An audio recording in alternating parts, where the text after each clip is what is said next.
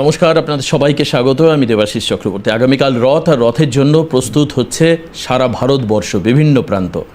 আর ঠিক রথের আগেই আজকের এখন সিএনএর এই অনুষ্ঠানে আপনাদের সামনে জগন্নাথ দর্শন। আমি ডেফিনেটলি ভগবানের কথা বলছি না, জগন্নাথ সরকার রানাঘাট লোকসভার এবারকার বিজয়ী প্রার্থী। এবং স্ট্যাটিস্টিক্স দেখলে দেখা যাবে যে এবার সবথেকে বেশি ভোট জগন্নাথ সরকারের ঝুলিতে গিয়েছে। আমি জানি না এটা ঈশ্বরের কৃপা না আশীর্বাদ, নাকি এটা জগন্নাথ দার নেটওয়ার্ক, নাকি একই রকমভাবে 19 থেকে মানুষের কাছে বিশ্বাসযোগ্যতা, মানুষের কাছে ভরসা, মানুষের ভালোবাসা, মানুষের প্রত্যয় সব কিছু নিয়ে ভোট বাক্সটাকে ধরে রাখা।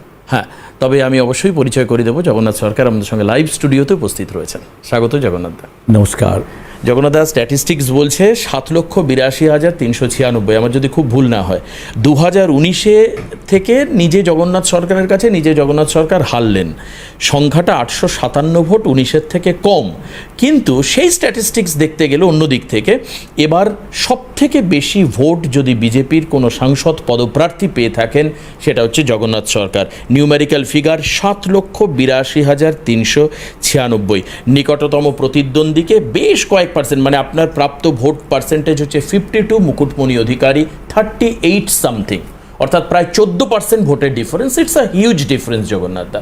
কীভাবে? এটা কি কারিশমা, নাকি এই নাম, এই যে ঈশ্বরের নাম জগন্নাথ, ঠাকুরের আশীর্বাদ, না কার আশীর্বাদ, না মোদির আশীর্বাদ, অমিত শাহর আশীর্বাদ? দেখুন, সর্বশেষ যেহেতু আমরা ভারতীয় কালচার, গীতাকে বিশ্বাস করতেই হয়, সব কিছু তিনিই করান। আচ্ছা, আমরা উপলক্ষ মাত্র। তা সেই হিসাবে বলতেই পারেন। আর যদি বাস্তব দৃষ্টিতে বলি, ভারতীয় দর্শন এটাও বলছেন যে বহুরূপে ছাড়ি কোথা খুঁজিছ ঈশ্বর, জীবে প্রেম করে যেইজন সেইজন সেবিছে ঈশ্বর। আচ্ছা, জনতাই আমাদের কাছে ঈশ্বর। তাদেরকে সন্তুষ্ট রাখতে পারা আমাদের সাফল্যের চাবিকাঠি। সেই জনতা ঈশ্বরকেও সন্তুষ্ট রাখার জন্য আমার লোকসভা কেন্দ্রের মধ্যে আমি তাদের পাশে গেছি, অভাব অভিযোগ শুনেছি। এটা একটা মূল চাবিকাঠি। মানুষের পাশে দাঁড়ানোটা, বেশি সময় দেওয়াটা মানুষ চায়। সে আমি যে স্তরের জনপ্রতিনিধিই হোক না কেন, আমার ব্যস্ততা সে জনতা অত বুঝবে না।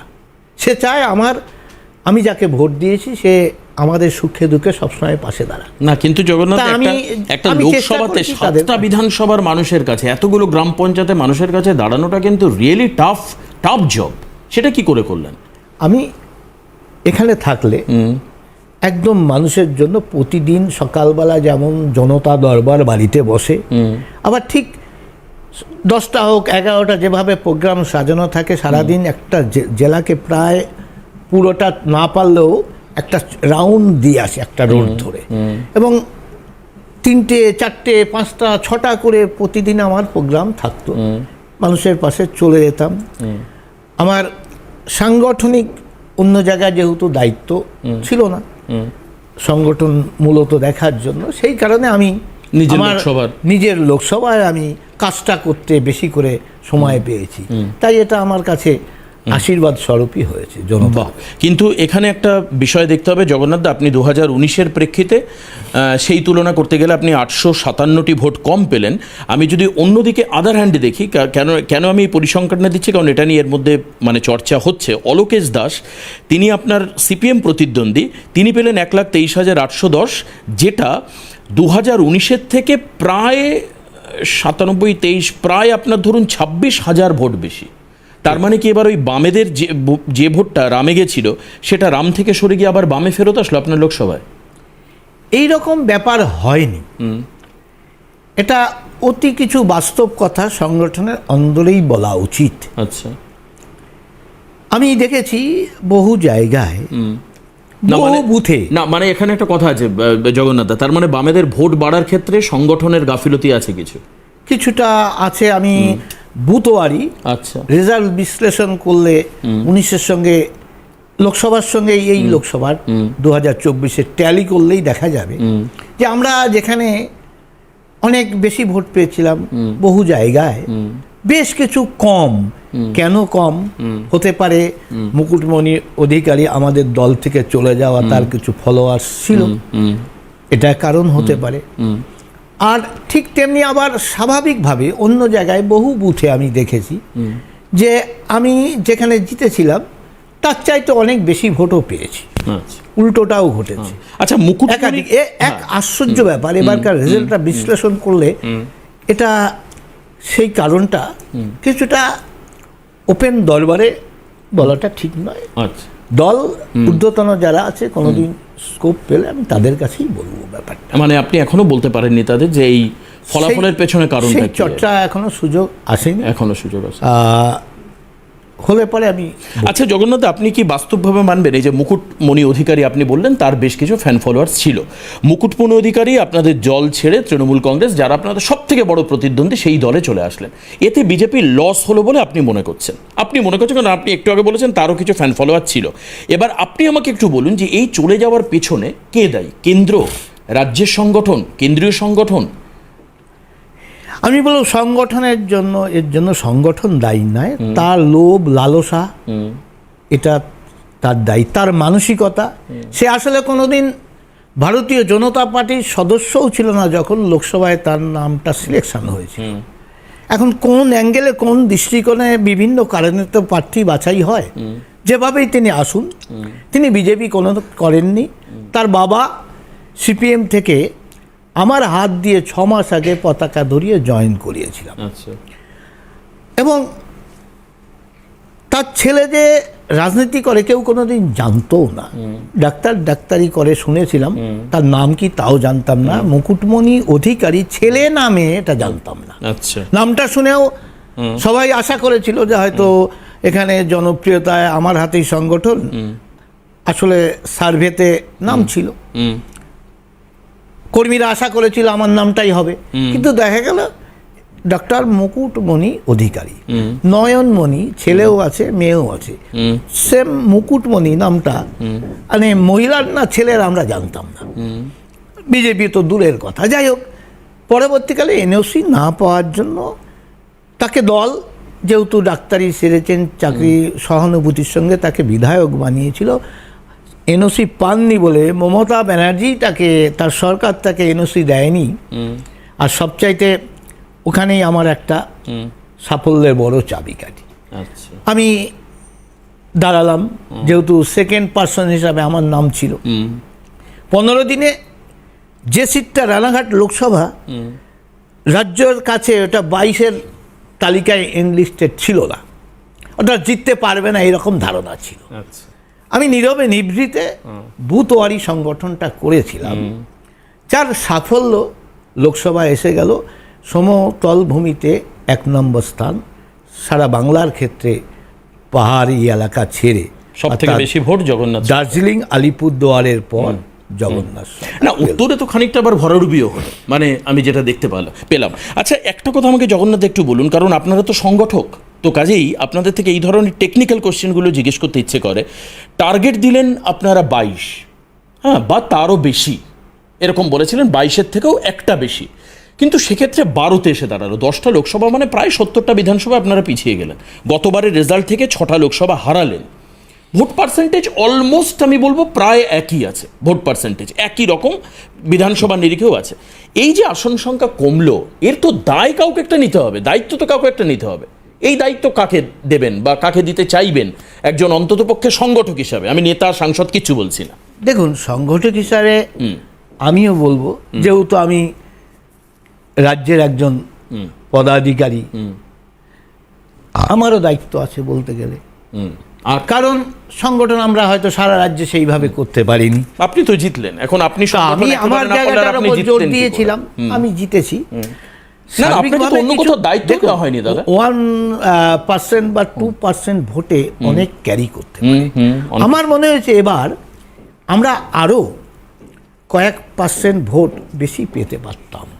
কিছু ভুলের জন্য আমরা হয়তো,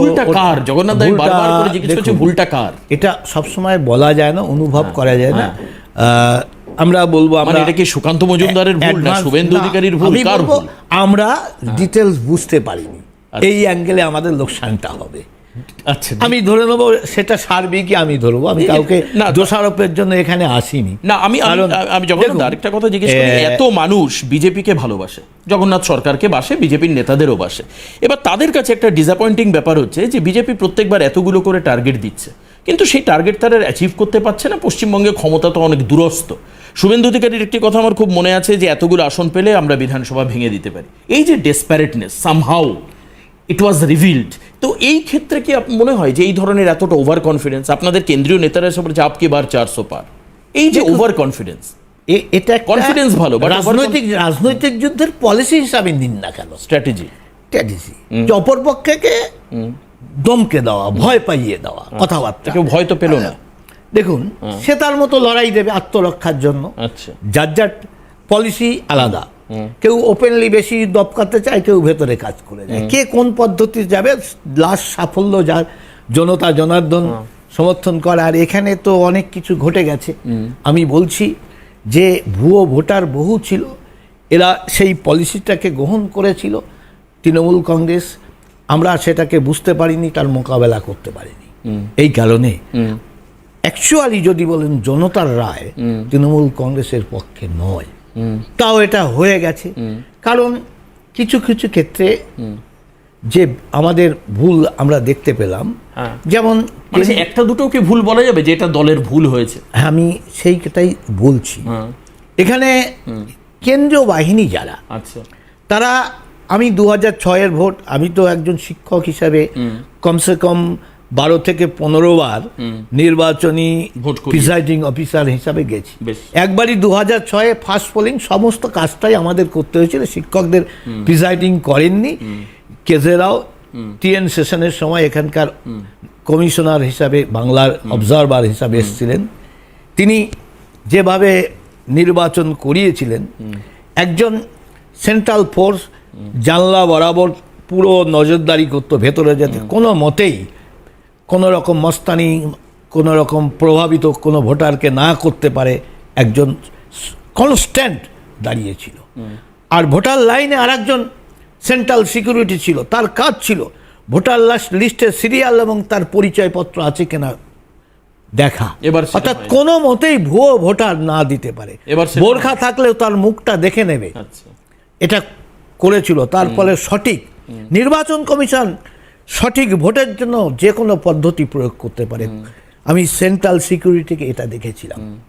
তার ফলে যেখানে কোনো ভেতরে এজেন্টের দরকারই ছিল না, সঠিক ভোট পোল হয়েছিল, কোনো ভুয়ো ভোট হতে পারেনি। এবার আমরা দেখেছি মৃত ভোটার বোরখা পরে নেই, পরিযায়ী শ্রমিক হিসাবে কাজ করছে, তারও ভোটটা দিয়ে গেছে। বিশেষ করে সংখ্যালঘু 100% এলাকায়, অর্থাৎ মুসলিম সংখ্যালঘু বুথ যেখানে আছে, সেইগুলোতে এই ভোটগুলো হয়েছে, যাতে আমাদের পার্সেন্টেজ কমেছে, তৃণমূলের পার্সেন্টেজ। আপনারা তো মুসলিম ভোট চাননি, আপনারা তো প্রথম থেকেই বলেছেন হিন্দু মানেই বিজেপি, বিজেপি মানে, কিন্তু সেখানে ফেক ভোট হয়ে যাক, আচ্ছা, সেটাও তো আমাদের বিপক্ষে যায়। আচ্ছা, মুসলিম ভোট চাওয়া না চাওয়া নয়, আমরা মুসলিম ভোট চাইনি এ কথাটা ভুল। আমাদের গভর্নমেন্টের পলিসি সবকা সাথ সবকা বিকাশ। আমরা কোনো উপাসনা পদ্ধতিকে প্রায়োরিটি দেই না। সত্যি কথা, ভারতবর্ষের যে স্ট্রাকচার, সেই স্ট্রাকচার, ভারতীয় কালচার, ভারতীয় সংস্কৃতিকে রক্ষা করে যে কোনো উপাসনার পদ্ধতি মানুষ, ভারতীয় জনতা পার্টি করতে পারে। আমরা কোনো উপাসনা পদ্ধতিকে প্রায়োরিটি দিই না, না হিন্দুর, না খ্রিস্টানের, না মুসলিমের, না জৈন, না বৌদ্ধ, না শৈব, না শাক্ত, না গণপত্য, কোনোটাকেই দেয় না, প্রায়োরিটি দেয় না। তাই ভারতীয় জনতা পার্টি কোনো মুসলিম বিরোধী দল নয়, কোনো উপাসনা পদ্ধতির বিরোধী নয়। আমরা ভারতীয় সংস্কৃতির আধারে চলতে চাই। তাই এটা আমরা হয়তো বোঝাতে পারিনি, তাদের কাছে যেতে পারিনি। আর সবকা সাথ সবকা বিকাশ পলিসি শুধু নয়, আমাদের নরেন্দ্র দামোদর মোদী 10 বছরে কোনো প্রকল্প মুসলিমকে বাদ দিয়ে হয়নি, এবং দরিদ্র মানুষের জন্য করা রয়েছে। মাইনরিটিটা যদি সংখ্যায় তারা বেশি থাকে, তারাই বেশি সুযোগ পেয়েছে।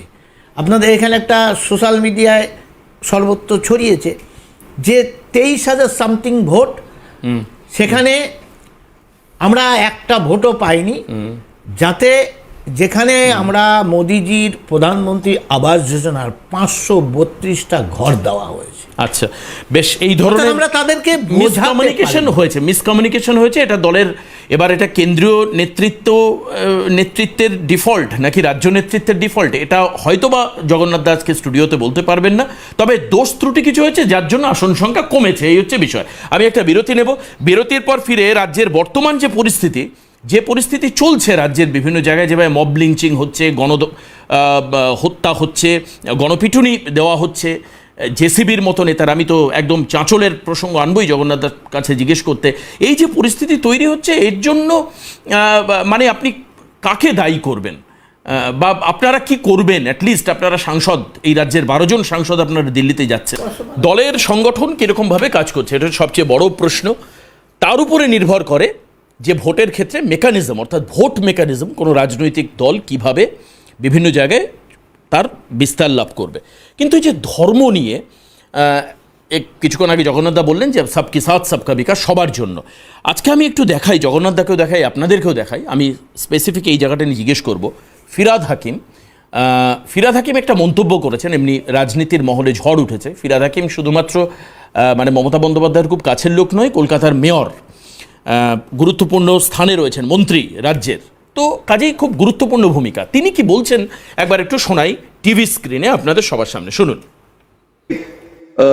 আমাদের নামাজ, আদব কায়দা সব আমাদের বেশিরভাগই মানুষের জানা, কিন্তু যারা দুর্ভাগ্য নিয়ে জন্মেছে, যারা ইসলাম নিয়ে জন্মায়নি, তাদেরও দাওয়াতে ইসলাম হলে যদি একজনকেও আমরা ইমানের দিকে নিয়ে আসতে পারি, তাহলে সত্যিকারের ইসলাম ধর্মের শুদ্ধি হবে এবং সেটা বিস্তারিত হবে। মোটামুটি আমি যেটুকু বুঝলাম, আমার কম বুদ্ধি, কম শিক্ষিত, তাতে হচ্ছে মুসলিম ধর্মান্তকরণের একটা চেষ্টা। একজনকেও যদি আমরা দাওয়াতি মুসলিমের দিকে নিয়ে আসতে পারি, তাহলে সেটাই আমাদের কাছে বিরাট ব্যাপার। আরেকটা জায়গা, যারা মুসলিম হয়ে জন্মগ্রহণ করেননি তারা সৌভাগ্যবান নন। আপনার কোনো মন্তব্য আছে এই বিষয়ে? দেখুন, ফিরহাদ হাকিম ধর্মীয় প্রতিষ্ঠানে গিয়ে ইসলাম ধর্মের যে আয়াত বা কোরআনের যে বাণী, সেই অনুসারেই বলেছে। আচ্ছা, আর আমাদের ভারতীয় মানুষের যে কালচার, সেটা সম্পূর্ণ আলাদা। স্বয়ং ভগবান শ্রীকৃষ্ণ যে ধর্মের কথা বলেছেন, সেখানে কোনো উপাসনার কথা বলা হয়নি। তাই ভারতীয়রা এতটাই অবস্থা আমাদের আজকে অজ্ঞতায় বা জাতীয়তাবাদ কালচার ধ্বংস হয়ে গেছে। বিবেকানন্দের পরিভাষায় 1000 বছরের পরাধীনতার জন্য আমাদের যে জাতীয়তাবাদ বিস্মৃত হয়েছি, তার জন্যই আজকে দেখা যায় যে রাজনৈতিক লোভে British divided and rule policy চালু করেছে, জাতীয়তাবাদ ধ্বংস করতে চেয়েছে, তাদের এখানে বেশি দিন রাজত্ব করার জন্য, তাদের স্বার্থের জন্য করেছে। এখন রাজনৈতিক দলগুলো, ফিরহাদ হাকিম তো বিধায়ক, সেটাই আমি আসছি, ভারতবর্ষের রাজনৈতিক দলগুলো স্বাধীনতার পরও নেহরু থেকে শুরু করে কংগ্রেস সেই পলিসি নিয়েই ভারতবর্ষের রাজত্ব করেছে। অর্থাৎ ভারতীয় সমাজের মধ্যে ডিভাইডেড রুল পলিসি বিশেষ সম্প্রদায়ের মানুষকে তোষণ করে ভোট ব্যাংক তৈরি করার জন্য, সমস্ত সমভাবে দৃষ্টি দিয়ে তাদের উন্নয়নের জন্য কাজটা করা বড় কঠিন। অথচ দেশটা ভাগ হয়েছে ধর্মের ভিত্তিতে, দ্বিজাতি তত্ত্বে। অর্থাৎ ইসলাম কোনোদিনই দ্বিজাতি ছিল না এখানকার। ইসলাম একটা রিলিজিয়ান, কখনো নেশান নয়। নেশানকে রিলিজিয়ান হিসাবে দেখে হিন্দু কোনো রিলিজিয়ান নয়। এই দায়িত্ব আপনি হিন্দু হচ্ছে ন্যাশনালিজম, জাতীয়তাবাদ, আর এটাকে রিলিজিয়ান হিসাবে দেখানোর চেষ্টা হয়েছে। এই যে পলিসির জন্য, ব্রিটিশ পলিসি, পরবর্তীকালে রাজনৈতিক দলগুলো এই জায়গা থেকে বেরিয়ে আসতে পারেন। এক্সেপশনাল ভারতীয় জনতা পার্টি, স্বাধীনতার আমরা অমৃত মহোৎসব পালন করছি, 75 ভারতীয় জনতা পার্টি তার দর্শনে প্রচার করছে। আমরা আমাদের কথা বলছি, আমরা কখনই হিন্দু রিলিজিয়ানের কথা বলি না, আমরা ন্যাশনালিজমের কথা বলি। হিন্দুত্ব কোনো রিলিজিয়ান নয়, এখানকার মানুষের জীবন দ্বারা। তাহলে বিজেপি সেকুলারিজম কেন বলছে না, হিন্দুইজম কেন বলছে? দেখুন, সেকুলারিজম, সেকুলার শব্দটাই এসছে 15 শতাব্দীতে। জলপথ, যখন দুই খ্রিস্টানের মধ্যে প্রোটেস্টান্ট ক্যাথলিকের সংঘর্ষ চলছে, একে অপরকে খুন করছে, অর্থাৎ সূর্য মানে পৃথিবীর চারদিকে সূর্য ঘোরে, এই মতবাদে যারা ক্যাথলিক তাদেরকে রাখার জন্যই প্রোটেস্টান্ট যারা আমাদের পরবর্তীকালে প্রোটেস্টান্ট ধর্মের, মানে আপনি ক্রুসেডের কথা বলছেন, ধর্মযুদ্ধের কথা বলছেন। খ্রিস্টানের সংঘর্ষ ইউরোপ জুড়িয়া চলছে। শেষকালে উভয়ে নিজেদের মধ্যে একটা সিদ্ধান্তে এসেছিল এই সংঘর্ষ থামানোর জন্য, সমস্ত ইউরোপের খ্রিস্টান ধর্মের প্রতিনিধিরা। তখন তারা সিদ্ধান্ত নিল যে রাষ্ট্রের কোনো ধর্ম হবে না, রাজার ধর্মই প্রজার ধর্ম। অর্থাৎ দেশ দখলের আগে যে যেখানে রাজত্ব করত, কেউ যদি প্রোটেস্টান্ট ধর্মে বিশ্বাসী রাজা থাকে তারই ধর্ম সেখানে, রাজার ধর্মই প্রজার ধর্ম। সঙ্গে আপনি ফিরহাদ হাকিমের প্রজার ধর্মে রাজার ধর্ম চলবে। ফিরহাদ হাকিম তো ব্রিটিশ। আমি আমার কথাটা শুনে নিন, সেখান থেকে সেকুলার শব্দটা এসেছিল। সেকুলার মানে কখনই ধর্ম নিরপেক্ষতা নয়। সেকুলার শব্দের মানে হচ্ছে রাজার ধর্মেই প্রজার ধর্ম থাকবে, প্রজার কোনো ধর্ম থাকবে না। প্রয়োজনে তিনি প্রজা যদি নিজের ধর্ম পালন করতে চান, তারা অধিকার সম্পূর্ণ পেতে চান, তাহলে সেই ক্যাথলিকের রাজার দেশে যাবে, প্রোটেস্টানের রাজার দেশে থাকবে। সংঘর্ষ থামানোর জন্য এই পদ্ধতি নিয়ে সেদিকে রাষ্ট্র হবে সেকুলার, অর্থাৎ রাষ্ট্রের ধর্ম থাকবে না, রাজার ধর্মই প্রজার ধর্ম, এই অর্থে সেকুলার শব্দটা এসছে। আর সেই শব্দটাই আমরা দেখলাম যে ইন্দিরা গান্ধী ওটাকে সেকুলার মানে ধর্ম নিরপেক্ষ বাংলা করে দিলেন, কিন্তু আদৌ এটা নয়। সেকুলার শব্দ বুদ্ধিমান যারা দেখুক, তার এই শব্দটাই সংবিধানেই ছিল না, পরবর্তীকালে আনা হয়। তাই এইগুলো ভ্রান্ত ধারণার জন্য সৃষ্টি হয়েছে। ভারতীয় জনতা পার্টি বলে সর্বধর্ম সমভাবের কথা বলে, সেকুলারিজমের কথা বলে না। আমরা সর্বধর্ম সমান দৃষ্টিতে, ভারতীয় জনতা পার্টির নিয়ম বা রাষ্ট্রের সংবিধানও কোথায়ও যে আইনগুলো, হিন্দু কোড বিল দরকার নেই, কমন কোড বিল দরকার ছিল, নেহরু যেটা চালু করেছে। আর যে তারই রব আমরা শুনতে পাচ্ছি, রাহুল গান্ধী পার্লামেন্টে বলছে হিন্দু মানে ঘৃণা, ঘৃণা, হিংসা। আরে আজকে তারা রাজত্ব করছে, এখনো বলতে পারছে পার্লামেন্টে হিন্দু আছে বলেই পারছে, এটা এখনো তিনি জানেন না। তাই তার ইতিহাস সম্পর্কে এখনো ধ্যান ধারণা হয়নি, অতীত অভিজ্ঞতা তার নেই, তাই ভুলভাল বলছেন যে হিন্দু মানে হিংসা।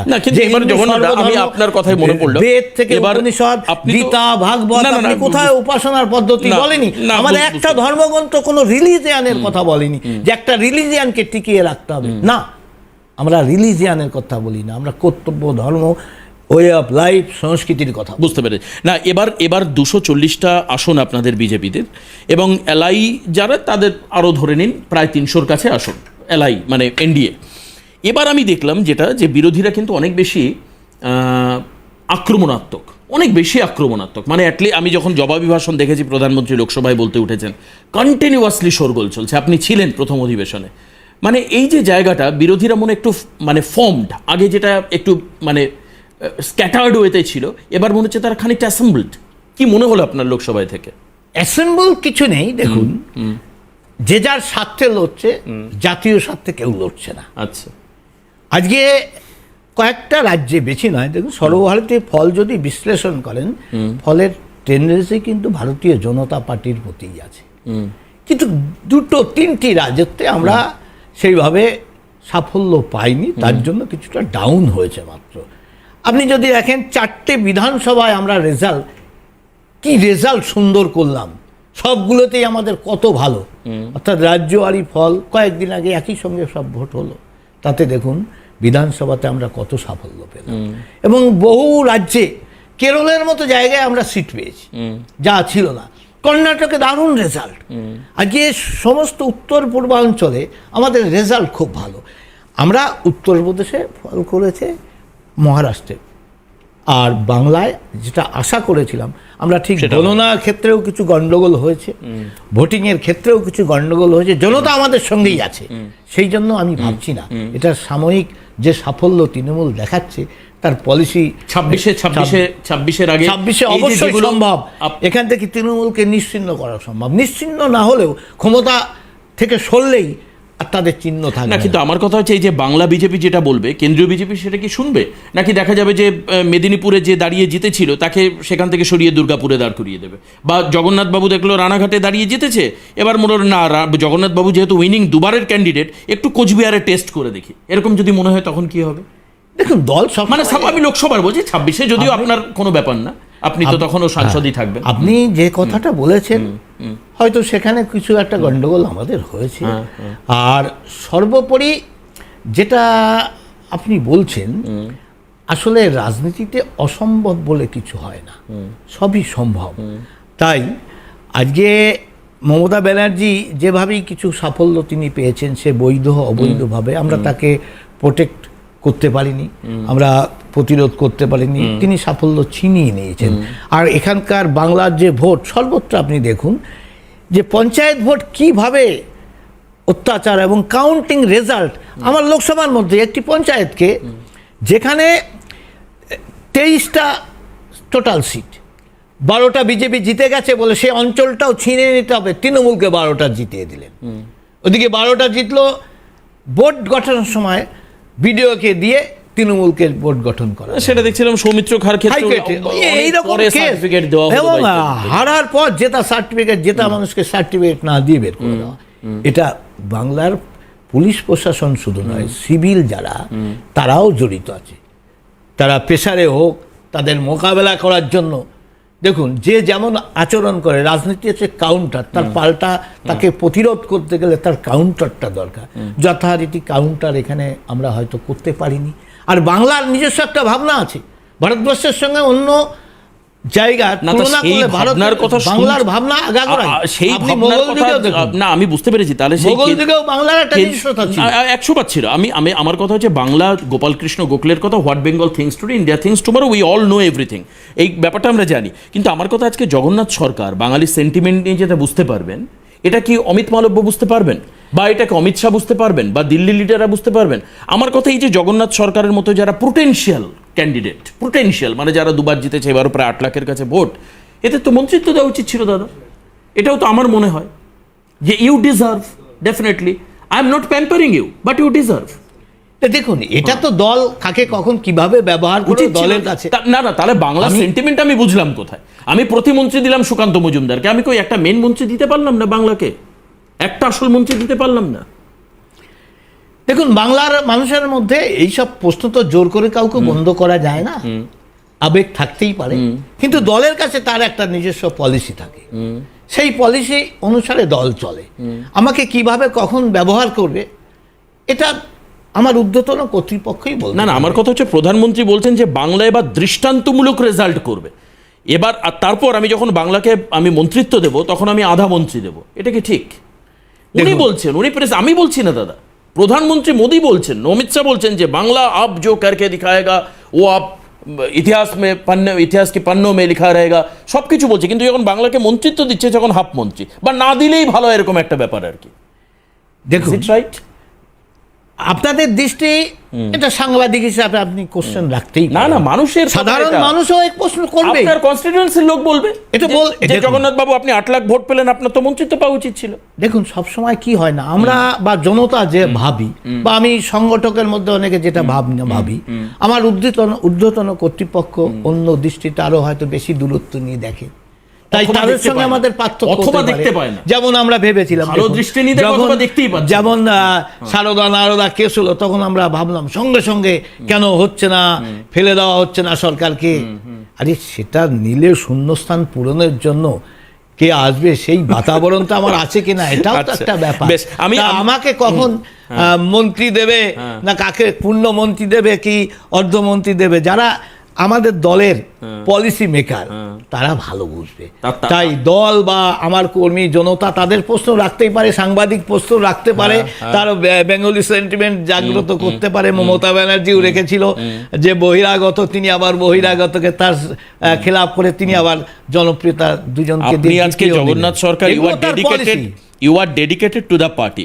কিন্তু এরকমও তো হতে পারে যে কোনো না কোনো দিন জগন্নাথ সরকারের মনে হলো আমি অক্সিজেন পাচ্ছি না বিজেপিতে থেকে, আমার ভালো অক্সিজেন দরকার, আমি কাজ করতে পাচ্ছি না বিজেপিতে থেকে, আমার কাজ করা দরকার, যেটা ন্যাচারালি আপনাদের ভোটের আগে অনেকের মনে হয়, বা তৃণমূলেরও মনে হয় তারা বিজেপিতে চলে আসে, বা বিজেপির কারোর মনে হলো সে তৃণমূলে চলে গেল।